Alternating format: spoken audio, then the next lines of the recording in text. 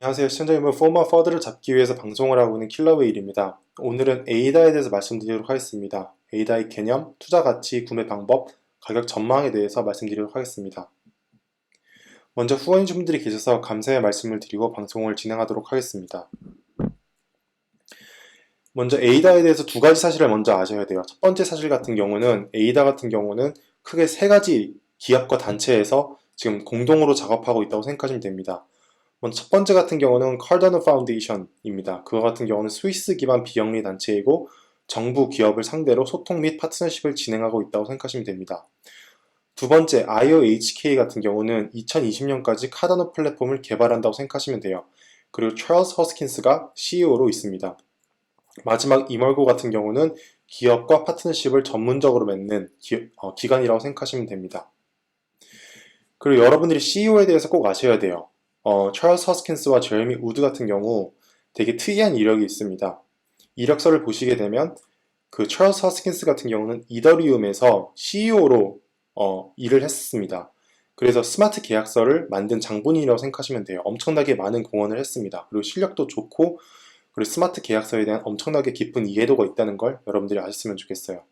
그리고 두 번째 제레미 우드 같은 경우도 비슷합니다. 보시게 되면 이더리움에서 Executive Assistant로 일정 기간 일을 했습니다. 그래서 두 분 다 이더리움에서 일을 했었고 그렇기 때문에 이더리움이 가지고 있는 문제 그리고 3세대로 나아갈 때 그러니까 3세대 블록체인으로 나아갈 때 방향성에 대해서 되게 깊은 이해도가 있다는 걸 여러분들이 아셨으면 좋겠습니다. 그래서 에이다가 궁극적으로 하고자 하는 것은 Third Generation 블록체인을 만들고자 하는 것입니다. 한마디로 3세대 블록체인을 만들고자 합니다. 여러분도 아시다시피 비트코인 같은 경우는 1세대입니다. 한마디로 인터넷 오브 발유, 인터넷을 통해서 부를 거래할 수 있는 시대를 열었다고 생각하시면 돼요. 그에 비해서 이더리움 같은 경우는 2세대라고 부르는데 스마트 계약서라는 개념을 가지고 왔습니다. 그래서 비트코인이 가지고 있는 문제, 이더리움이 가지고 있는 문제, 그리고 이들이 가지고 있는 장점들을 더 살려서 이제 3세대 코인이 나올 때가 됐는데 그게 무엇이 될지에 대해서 많은 논의가 오고 가고 있습니다. 근데 그 중에서 에이다가 유력한 후보라고 생각을 하시면 됩니다. 그래서 제3세대 코인으로 나아가려면 크게 세 가지 문제점을 해결해야 돼요. 첫 번째는 확장성, 두 번째는 상호 운용성, 세 번째는 지속 가능성입니다. 이 개념들이 조금 어렵기 때문에 제가 차근차근 하나하나 설명드리도록 하겠습니다. 에이다가 확장성이라는 문제점을 어떻게 해결하는지에 대해서 아시기 전에 비트코인 원리에 대해서 간략하게 말씀드리도록 하겠습니다. 여러분도 모두 다 아시겠지만 비트코인 같은 경우는 디스트리뷰티드 레저 시스템을 가지고 있습니다. 그러니까 거래에 참여한 사람들이 거래 내역을 가지고 있다고 생각하시면 돼요. 그러니까 과거에 은행이 모든 거래 내역을 가지고 있었던 거에 비해서 비트코인은 참여하는 모든 사람들이 거래 내역을 가지고 있다고 생각을 하시면 됩니다.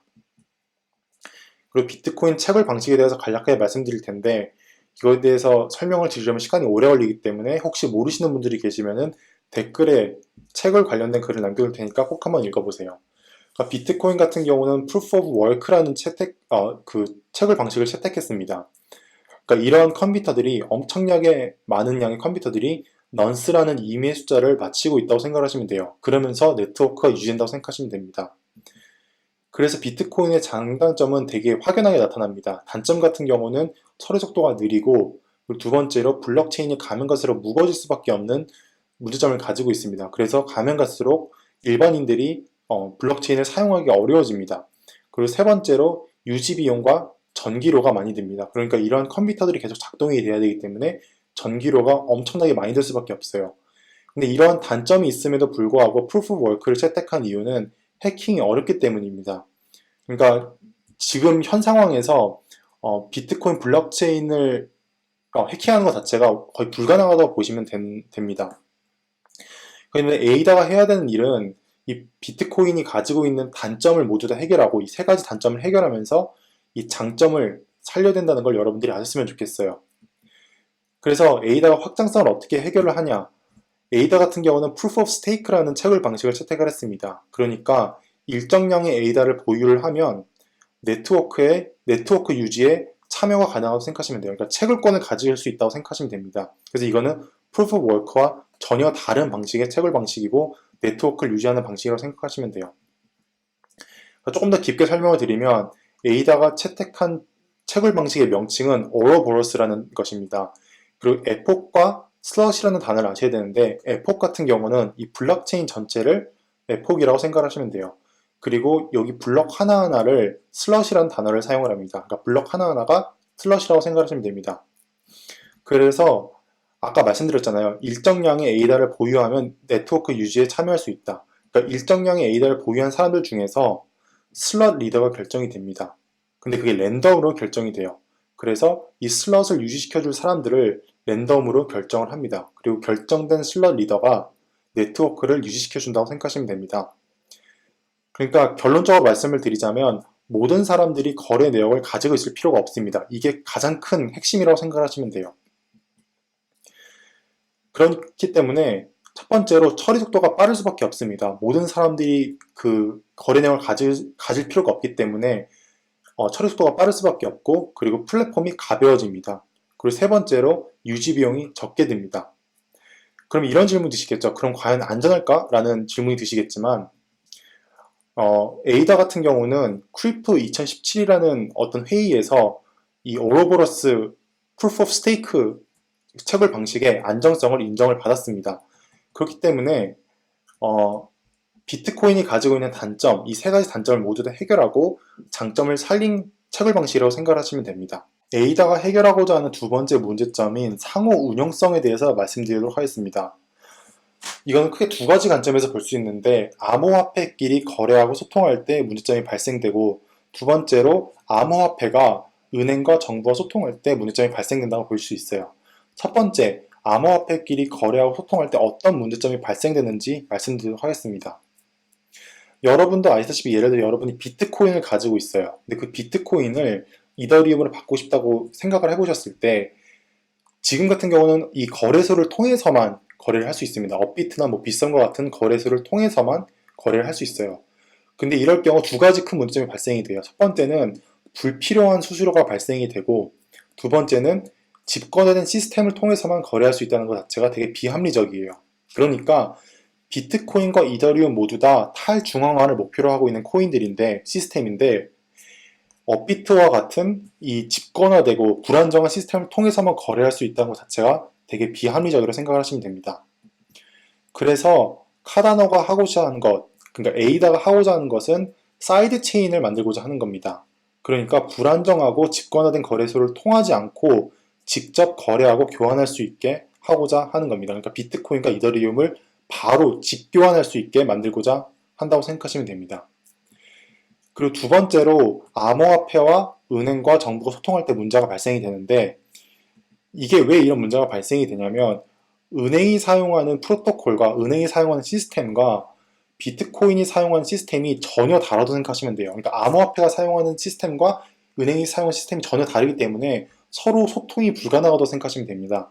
근데 여기에서 어떤 문제점이 발생이 되냐면 암호화폐와 관련된 모든 상품들, 그 회사들은 무조건 하이리스크로 치부가 됩니다. 이게 되게 큰 문제예요. 그게 왜 그러냐면 예를 들어서 어떤 ICO가 투자금을 많이 받고 정말 제대로 된 서비스를 통해서 세상을 바꾸고자 진짜로 열심히 일을 하고 있어요. 그래서 이제 정부와 은행과 소통할 시기가 됐는데, 은행 같은 경우 이 시스템과 프로토콜이 전혀 다르기 때문에 소통이 불가능합니다. 그렇기 때문에 무조건 하이리스크로 치부를 하고 이 ICO가 하는 거에 대해서 되게 부정적으로밖에 볼 수가 없게 돼 있어요. 그래서 카다노가 하고자 하는 것은 은행과 정부가 사용하는 프로토콜과 암호화폐가 사용하는 프로토콜이 소통이 가능하게 만들겠다고 하는 거예요. 한마디로 이 블록체인과 여기에 사용하는 프로토콜을 같이 소통을 하고 이해를 하는데 도움을 주겠다고 하고 있습니다. 에이다가 해결하고자 하는 세 번째 문제점인 지속 가능성에 대해서 말씀드리도록 하겠습니다. 이거는 크게 두 가지 관점에서 볼 수 있는, 첫 번째는 펀딩 관련된 문제가 있고, 두 번째는 네트워크 업그레이드 관련된 문제가 있습니다. 먼저 펀딩 관련된 문제에 대해서 말씀을 드리면, 예를 들어서 제가 이더리움을 통해서 ICO를 했어요. 근데 거기에서 ICO가 성공적으로 돼서 200억이나 300억을 모았습니다. 근데 이게 시간이 지나면 지날수록 자금이 소진될 수밖에 없잖아요. 근데 이제 더 회사 규모도 불려야 되고 더 많은 인원들을 뽑아야 되는데, 만약에 ICO 자금이 다 소진된다면 어떻게 될까요? 지금 상황에서는 방법이 없습니다. 그러니까 새로운 ICO를 만들 수 있는 것도 아니고 추가 자금을 달라고 할 수 있는 방법이 실질적으로 없습니다. 그래서 에이다가 하고자 하는 것은 트레저리라는 개념입니다. 한마디로 자금 운용이라고 생각하시면 되는데 이거는 새로운 개념이 아니라 대시라는 코인에서 벌써 진행이 되고 있습니다. 되게 성공적으로 진행이 되고 있어요.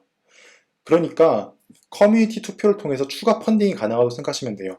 그러니까 내가 이런 아이디어가 있는데 이거를 더 개발하고 싶으니까 돈을 달라라고 요청을 하면 투표를 통해서 추가 펀딩이 가능해집니다. 그리고 두 번째로 네트워크 업그레이드 관련된 문제가 있습니다. 그러니까 블록체인 같은 경우는 업그레이드가 매우 어렵습니다. 왜냐하면 커뮤니티의 동의를 얻기가 어렵습니다. 그래서 비트코인이나 이더리움을 채택하는 방식은 하드포크나 소프트포크 방식을 채택을 합니다. 이거 두 개 차이점을 모르시는 분들은 제가 하단에 글을 남겨둘 테니까 한번 꼭 읽어봐 주세요. 근데 하드포크 같은 경우는 되게 큰 문제점이 있어요. 왜 그러냐면 커뮤니티가 분열이 된다고 생각하시면 돼요. 그러니까 비트코인이라는 커뮤니티가 있었고 비트코인 캐시가 하드포크를 하면서 나가면서 커뮤니티가 분열이 된다고 생각하시면 됩니다. 그래서 하드포크는 한마디로 이 커뮤니티가 계속 분열된다고 생각하시면 돼요. 커뮤니티가 약해질 수밖에 없는 거죠. 그래서 에이다가 채택한 거는 Proposal Voting이라는 것입니다. 그러니까 이 에이다라는 회사에서 이러한 제안서가 있고 나는 이러한 걸 업그레이드 시키고 싶은데 이거에 대해서 한번 읽어보고 투표를 해달라 해서 커뮤니티가 투표를 하고 그에 대한 동의를 얻어서 업그레이드를 진행하는 겁니다.